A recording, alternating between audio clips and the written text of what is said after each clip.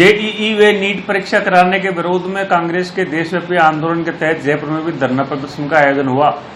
इसमें सरकार के उद्योग मंत्री प्रसाद लाल मीणा, प्रताप सिंह खाचरियावास, महेश जोशी सहित अनेकों नेताओं ने भाग लिया। धरना प्रदर्शन के दौरान उस समय नया मोड़ आया जब पूर्व मुख्यमंत्री सचिन पायलट धरना स्थल पर पहुंच गए। पायलट के आने की भनक लगते ही उनके समर्थकों ने Sachin Pilot I love you, Sachin Pilot I love you के नारे लगाना शुरू कर दिया।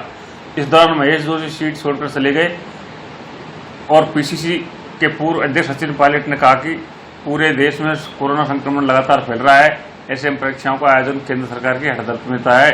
पायलट ने कहा कि बच्चों के जीवन से खिलवाड़ नहीं करने दी जाएगी। परीक्षाओं को लेकर उस पर एक धरना रखा है पूरे देश में और प्रदेश की राजधानी में आज हम सब इकट्ठा हुए हैं अपनी आवाज रखने के लिए। और मैं समझता हूं कि ये मुद्दा पार्टी और सत्ता विपक्ष के ऊपर उठा मुद्दा है।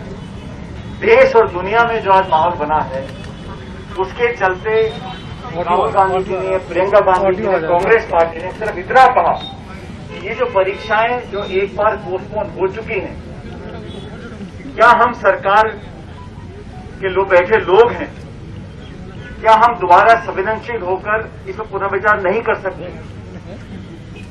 आप देश भर में लाखों लोगों को, बच्चों को एग्जाम देने के लिए बुला रहे हो। कोरोना की महामारी का जो संख्या बल है वो लगातार बढ़ रहा है, न सिर्फ राजस्थान में पूरे देश में बढ़ रहा है। 70-75 हजार कल आए थे कोरोना पॉजिटिव। और कल्पना कीजिए जो लोग बच्चे अपना एग्जाम देने के लिए जाएंगे, होटल बंद है, पब्लिक ट्रांसपोर्ट बंद है, ग्रामीण क्षेत्र के बच्चे, लड़के लड़कियां कैसे शेयर सेंटर तक जा पाएंगे? और उस शहरों के अंदर कई कंटेनमेंट जोन है, जो लोग कंटेनमेंट जोन में रहे, जब कर्फ्यू लगा हुआ है, वहां बच्चे कैसे निकल पाएंगे? और ये बोल देना कि अलग अलग राज्यों में कुछ परीक्षाएं हो रही है, इसलिए पूरे देश में हम नीट और जेईई की परीक्षा कराएंगे।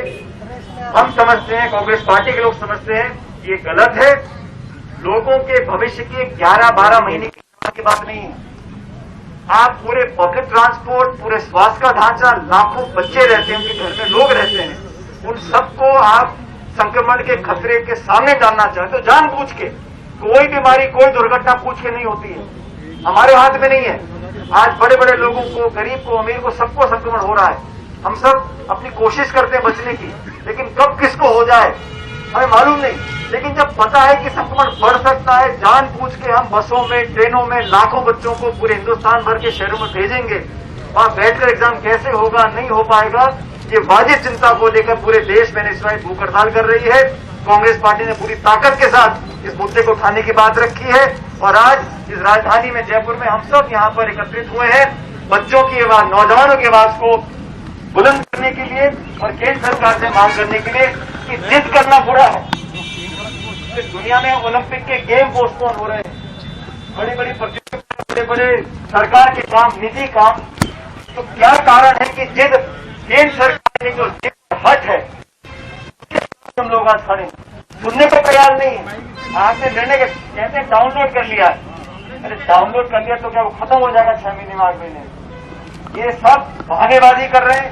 मैं धन्यवाद देना चाहता हूं जिला कांग्रेस कमेटी के सब पदाधिकारियों को, आप सब लोगों को कि आपने यहाँ पर एआईसीसी के दिशा निर्देश पर यहाँ पर एक कार्यक्रम रखा और हमारी बात को पूरे प्रदेश के नौजवान सुन रहे हैं, पूरे देश के लोग सुन रहे हैं। और मैं मानता हूं इसी प्रकार हम अपनी बात को रखते रहेंगे तो केंद्र सरकार को नौजवानों की आवाज के सामने झुकना पड़ेगा, इन कार्यक्रमों में एग्जामों को पोस्टपोन करना पड़ेगा।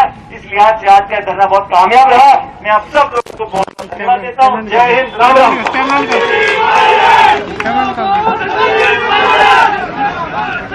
धन्यवाद।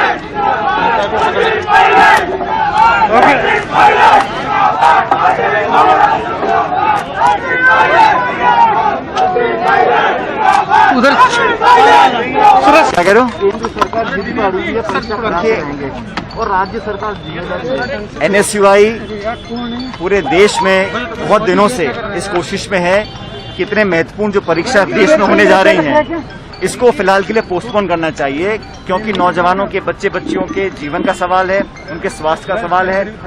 हिंदुस्तान में लगातार संक्रमण की संख्या बढ़ रही है, लोग संक्रमित हो रहे हैं, कोविड-19 के केसेस लगातार बढ़ रहे हैं और अभी हम पीक तक नहीं पहुंचे हैं। ऐसी स्थिति में लाखों बच्चों की जिंदगी के साथ खिलवाड़ करना मैं समझता हूं गलत है और केंद्र सरकार ने जो जिद पकड़ी है उस जिद को छोड़ना पड़ेगा। आज संपूर्ण भारतवर्ष में कांग्रेस पार्टी ने, एनएसयूआई ने धरना दिया है, नौजवानों की बात को हमने मुखर करने का काम किया है। एनएसयूआई के सैकड़ों छात्र भूख हड़ताल पर बैठे हैं। कोई ये नहीं कहता एग्जाम नहीं होने चाहिए, लेकिन कोई ना कोई रास्ता निकालना पड़ेगा। इन एग्जाम्स को पोस्टपोन करें ताकि लाखों बच्चे और उनके लाखों परिवार के सदस्य उन सबके स्वास्थ्य को, जान को खतरे, जानबूझ के जोखिम में डालें। मैं समझता हूं वो गलत है। देश में पब्लिक ट्रांसपोर्ट बंद पड़ा है, होटल बंद हैं। जो बच्चे ग्रामीण क्षेत्र में रहते हैं वो कैसे शहरों में जाएंगे, कहां पर रहेंगे, किस बस में जाएंगे, किस ट्रेन में जाएंगे, कोई व्यवस्था नहीं करी गई। और शहरों के अंदर जो कंटेनमेंट जोन है, जहां कर्फ्यू लगा हुआ है, जहां संक्रमण के काफी केसेस हैं, वहां से लोग कैसे निकल पाएंगे।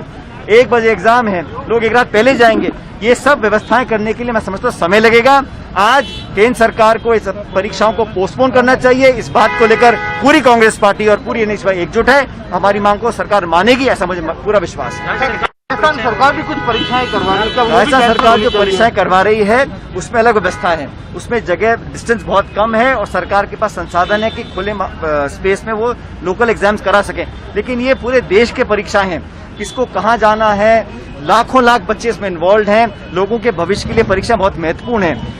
प्रदेशों में छोटे मोटे एग्जाम्स होते हैं, उसको लोग उसमें डिफर कर भी सकते हैं, नहीं भी कर सकते हैं, लेकिन वो व्यवस्था लॉजिस्टिकली बन सकती है। केंद्र सरकार को मैं समझता हूं एक बार पहले पोस्टपोन हुआ है, कोई कारण नहीं है कि दोबारा पोस्टपोन ना हो सके। बड़े बड़े इवेंट पूरे देश दुनिया में आज पोस्टपोन हो रहे हैं। ओलंपिक गेम पोस्टपोन हो गए, सब प्रतियोगिताएं पोस्टपोन हो रही हैं। तो सरकार को जिद नहीं अड़नी चाहिए, हमारे कहना है। ठीक है सर, थैंक यू सर। प्रभारी जी आ रहे हैं। उम्मीदें आप लोगों अजय माकन जी राजस्थान से भलीभांति परिचित हैं। इससे पहले 2013 में जब चुनाव हुए थे तो टिकट वितरण में वो सिलेक्शन कमेटी के अध्यक्ष थे। अनेकों बार प्रदेश में सबको जानते हैं, लेकिन बतौर एआईसीसी का महासचिव बनने के बाद वो यहाँ पर आ रहे हैं। और मैं समझता हूँ अच्छा एक शुरुआत है कि सब नेताओं कार्यकर्ताओं से मुलाकात वो करें, क्योंकि कोरोना है, कम लोग मिल पाएंगे, लेकिन फिर भी सभी सातों संभाग में जाने का उनका प्रोग्राम बना है। ये स्वागत योग्य है।